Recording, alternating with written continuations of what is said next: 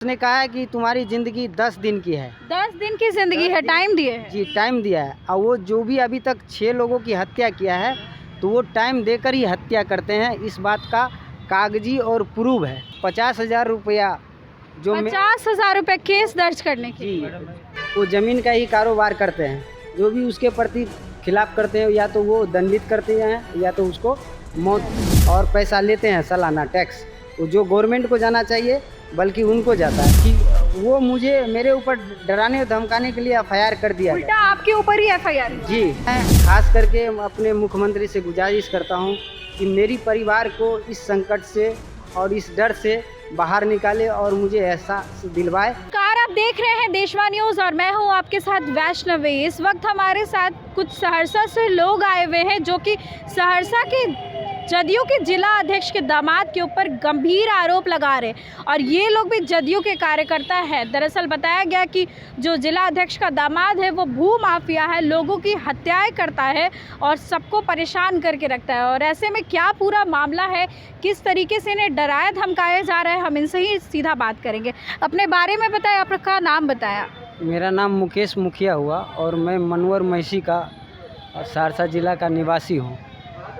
और मेरे केवला से प्राप्त ज़मीन है। आपका परेशानी मेन क्या है कि आप जिला अध्यक्ष के ऊपर इतने गंभीर, उनके दामाद के ऊपर इतने गंभीर आरोप लगा रहे हैं? हाँ, तो गंभीर आरोप ये है कि कहने का मतलब जो भी आवाज़ उठाता है, दरअसल वो भू माफिया है। वो ज़मीन का ही कारोबार करते हैं। जो भी उसके प्रति खिलाफ करते हैं, या तो वो दंडित करते हैं या तो उसको मौत। उनका नाम क्या है जिनके बारे में आप बता रहे हैं? श्याम मुखिया है।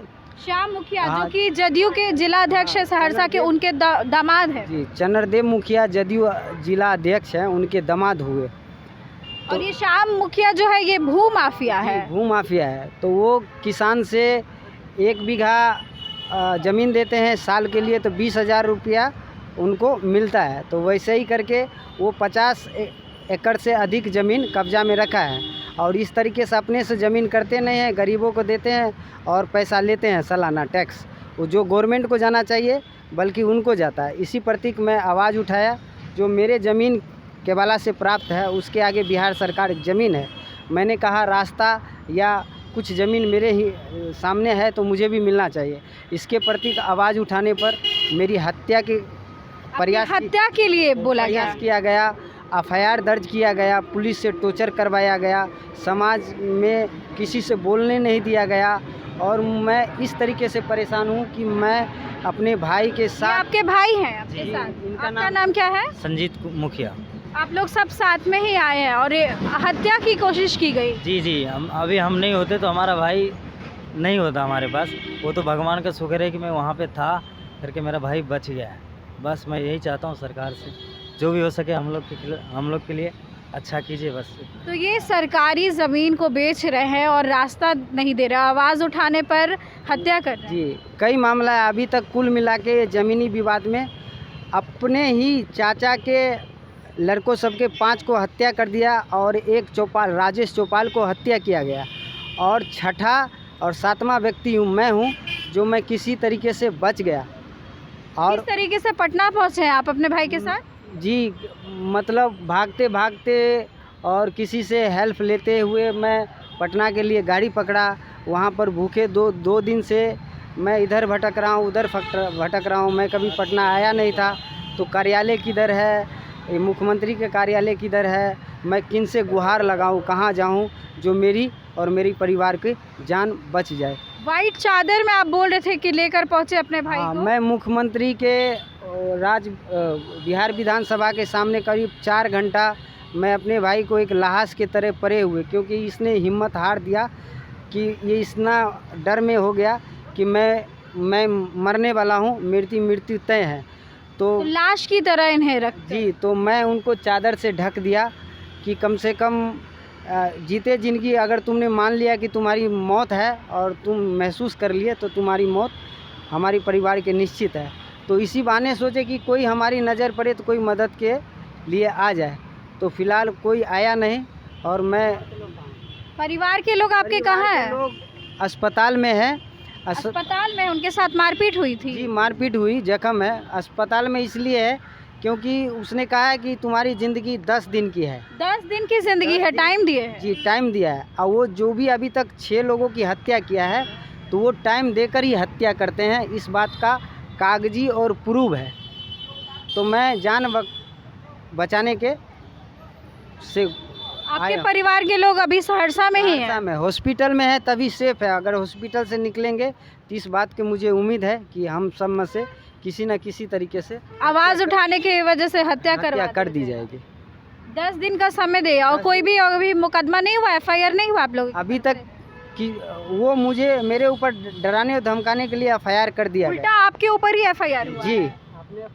आपकी तरफ से किया गया है या नहीं? मैं FIR? अपने तरफ से FIR करने और गुजारिश करने गया तो मेरे साथ अधिक से अधिक धन मांगा गया। कितना पैसा लिया गया आपसे? 50,000 रुपया जो 50,000 रुपए केस दर्ज करने के जी। लिए। तो मैं किसान था छोटा, मेरे 1-1.5 बीघा का मकई था जो लोकल व्यापारी से वो बेचकर मैं सारे के सारी पैसा मैं थाने पर अधिकारी को दिया, तब जाकर मेरे काउंटर केस हुआ। काउंटर केस दर्ज किया और गया। उस फिर भी मुझे ये बात का अपने आप में एहसास नहीं हुआ कि मेरी जान बच सकती है, इसलिए मैं जान बचाने के चक्कर में सहरसा पटना आया। मुख्यमंत्री से क्या बोलना चाहिए? मुख्यमंत्री तक आवाज़ पहुंचनी चाहिए। आप जदयू के कार्यकर्ता रहे और ये मामला भी उन्हीं की पार्टी से जुड़ा हुआ है। जदयू के ही जिला अध्यक्ष का दामाद ऐसा कर रहा है। जी, सभी को मेरा नाम मालूम है। मैं मुकेश मुखिया। मैं अपने पार्टी के लिए 15 बरस से गांव से, समाज से, युवा से चंदा करके संसद MLA के लिए सभा करने के लिए व्यवस्था करता हूं, चंदा चुटकी लेकर। फिर भी मेरे साथ ये जातीय हो रहा है। मैं गुजारिश करूंगा इस तरीके से पार्टी को खड़ा करने में, और इस तरीके से कोई भी कार्यकर्ता जीवित नहीं रहेगा, वो डर से मर जाएगा। और कौन और कब तक विश्वास करेगा कि नहीं, पार्टी में रहने का मतलब है कि न्याय हो, कष्ट में हो तो हमारी पार्टी का गार्जियन मेरे साथ रहे। मुख्यमंत्री से, गृह मंत्री और उप मुख्यमंत्री और पक्ष विपक्ष सभी से गुजारिश करता हूं कि संकट के घड़ी में ये ना देखे कि ये किस पार्टी से है।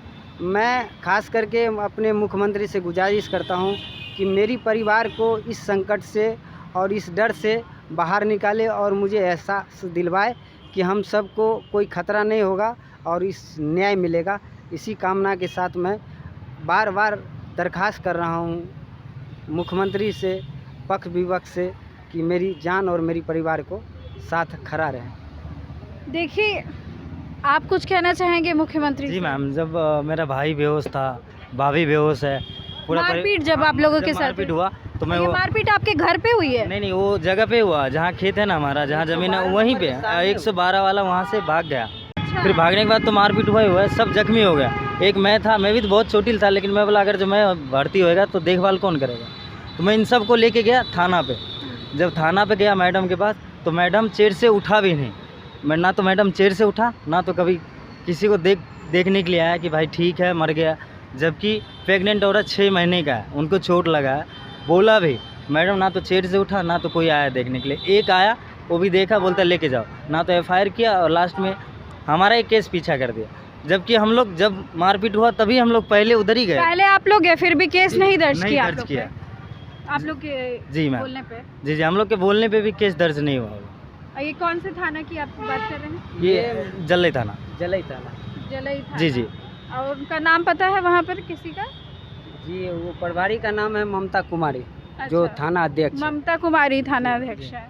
तो वो उठी भी नहीं है अपनी नहीं कुर्सी मैम, से? वो फ़ोन पे बात कर रहा है, बोल रहा हूँ, कुछ सुन ही नहीं रहा। अपने से मतलब है, जैसे अभी उनको चेयर दिया गया है, वहाँ पे बैठाया गया, तो जनता की सेवा के लिए सबको आपका ध्यान देना आपका फ़र्ज़ है, सबका रक्षा करना, देखना चाहिए। लेकिन ना तो मैडम उठा, ना तो किसी को भेजा। फिर मजबूरी में हम लोग जान बचाने के लिए हॉस्पिटल लेके दौड़ पड़े। हॉस्पिटल से? जी जी, मैसी गए, मैसी से रेफ़र किया, फिर हम लोग सहरसा गए, फिर सहरसा में एडमिट रहे। उधर से अभी हम लोग इधर से भाग दौड़ कर रहे हैं।